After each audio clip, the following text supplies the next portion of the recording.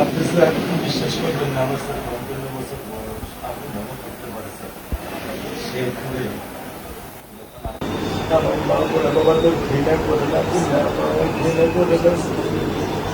আমার ঘৃণা করে না মা, তুমি তো আমার মা।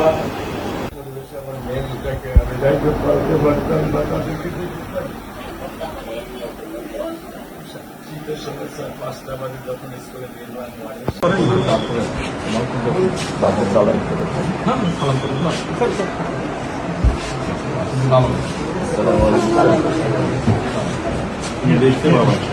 আশ্বস্ত করেছেন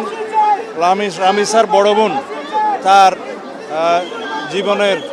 সমস্ত পড়াশোনার খরচ এবং তার অন্যান্য আনুষঙ্গিক ব্যয় সব কিছু উনি বহন করবেন এবং রামি স্যার মা বাবা এবং রামি স্যার বড় বোনের জন্য একটা আশ্রয়স্থল, তারা নিরাপদ আশ্রয়স্থল চেয়েছেন, সেটা মানে প্রধানমন্ত্রীর প্রতিশ্রুতি দিয়েছেন।